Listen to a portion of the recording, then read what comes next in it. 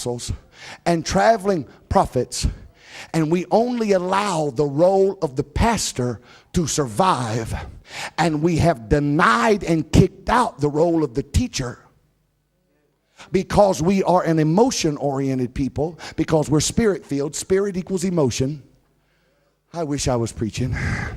So we have cut out the ministry of the teacher. So really we're only fourfold. Well, no, we're not. We don't believe. We're a non-profit organization. So we take the prophet out. Then we only have the apostle. But oh no, I can't believe in apostles because the Bible teaches they govern. And I don't want to submit to anybody that might govern me, so I can't have that. And then, so then we end up, the evangelist can't survive because financially, if you spend your time just winning souls, you'll starve to death. So we cut that out. So really all we have then is an entire church culture that only allows the pastors to survive. And then he's not really a pastor. He's just a hireling that you pay to do your job. So the pastor becomes the person that studies to preach and to teach and to baptize and to marry and to bury, and to get up and to look good and be classy, get a good hairdo. I've been joking at White Young, he's youth pastor. I need to get him one of these new hairdos, get him spiked up and get him good.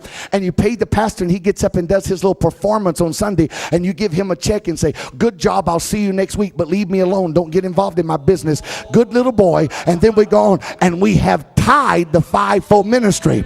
But an Antioch has apostles, prophets, pastors, teachers already there. Listen, to where the traveling ministry that comes by like me and Stone King and Cisco and all these, we only confirm what's already going on in the local house. When we get here, we just tell you that what you're doing is right, and you say, yeah, we knew that all the time, because you are raising up. There are people in this room that are operating as prophets and prophetesses and teachers and evangelists and pastors, because a pastor don't have to have the title. A pastor is a shepherd. If you are shepherding people and keeping them from going to hell and nurturing them and visiting them and praying for them, you are pastoring them.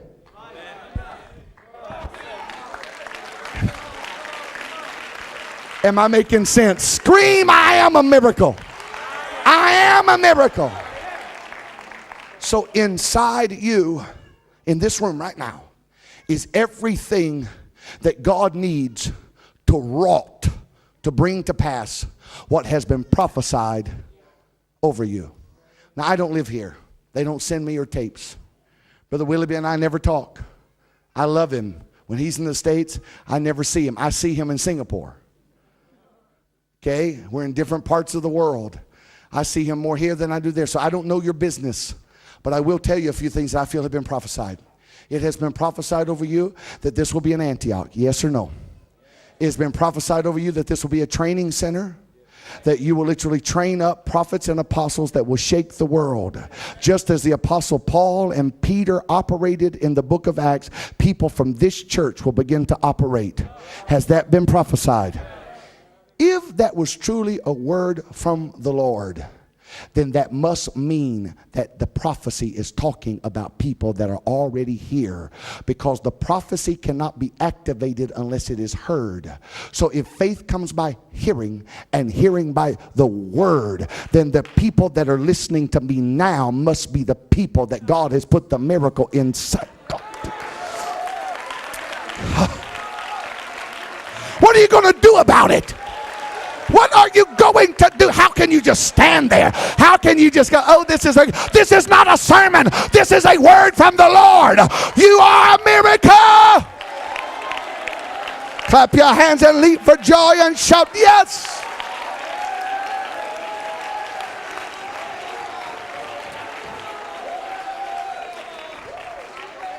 Remain standing. I'm closing.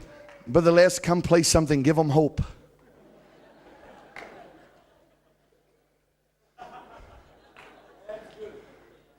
Give them hope. I know it's a holiday tomorrow. See, I'm not trying to force you to a response. It is not my job tonight to force you to an altar call and try to force you to an emotional response. Whether you respond to this word tonight or not doesn't matter. It's going to happen. This is a principle. This is a principle. So for this to happen, and I say we need a revolution. When you say revolution, what do you think? Could everyone stand, please? in honor of the anointing. Could you stand? When you say revolution, what do you think? Do you think war? We Americans think the American Revolution, the Tea Party, the Indians dressed up, and all that kind of stuff. But revolution doesn't mean war. Revolution means to revolve in a circle. When you say the church needs a revolution, it means that we need to take 2,000 years of tradition and man-made philosophy and throw it out and make a complete circle and turn around to the Acts 2 church. And when I say we need a revolution, I'm simply saying we need to make full circle and go back to the book of Acts. To where I believe, and Pastor said it today, and again, I'm going to get in trouble. I believe that the most biblical apostolic book of Acts church in the world today is in China.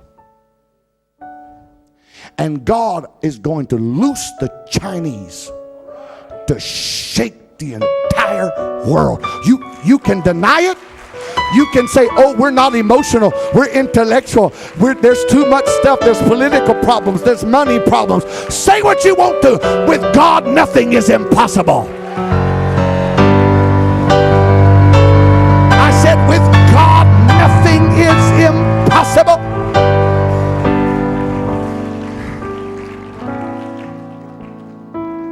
But with the revolution, then must come revelation. Because we must have revelation to understand the personalities and the giftings and the networking, say networking, of team ministry. That's the reason some of you are confused. You're part of this church and you're still confused because you don't understand how the Willoughbys and Pastor White Young and Pastor Doji and Pastor Timothy and all these and Brother Les, and how they operate as a team, and no man's trying to be the leader and get the glory and I'm the big cheese and all this kind of stuff. How it's a team, because if you stop that, the anointing will lift. And if anyone here that tries to call divisions or make camps or lift up personalities, God will remove you, because this is too precious. And the fivefold ministry, we call it the fivefold ministry, but the ministry with the helps and giftings and ministrations were in Antioch. So the traveling ministry already confirmed what was happening. So in the local church, say local church, there were evangelists. There will be people that do nothing but win souls. Full time. The money comes into the storehouse of the church. Full time doing nothing but winning souls. Others will do nothing but full time but teach. Others will do nothing but full time walk in the prophetic anointing and speak things and operate and open up in the spirit. Others will shepherd and pastor, and then you will be under the leadership of the governing of apostles, men that have giftings of governing and administration in the spirit. It's so plain to me. Is this okay? Am I saying it simple enough? Because you look at me like you're bored. Because this is nothing new. This is your destiny. And if God spoke it, it's in this room. Say revelation. Say reformation. We say, oh, I want a reformation. Reformation means reformation. God cannot put new wine in an old wineskin. We have to have new structure for new revelation. Everybody says, oh, I want a new word from the Lord. No, you don't, because you have to change the way you do church. If you want a new revolution and you want a new revelation, you're going to have a new structure to handle it. You have to be willing to change your service times, your worship styles, the way you minister, even your preaching styles. You have to be willing to have some services where you don't go so crazy and have a Pentecostal fit. You have to be willing to have some services that are geared for nothing but visitors, that may seem to be a little calm and quiet, and you're like, oh, we're compromising. Oh, get a life. We're not compromising. We're trying to preach the whole gospel to the whole world. And there are some people that the way I preach right now scares them. Because my preaching has nothing to do with anointing. My preaching has to do with an Afrocentric, because of my African upbringing, an Afrocentric preaching style. And in America, the greatest preaching are our African American preachers. And they preach like this. I want you to know tonight that God is about to make a way of the blessing. Get ready, get ready, get ready, get ready, get ready. That has nothing to do with the anointing. Hey! That has nothing to do with the anointing. That's culture. I enjoy that because that's the culture I like. If you want to preach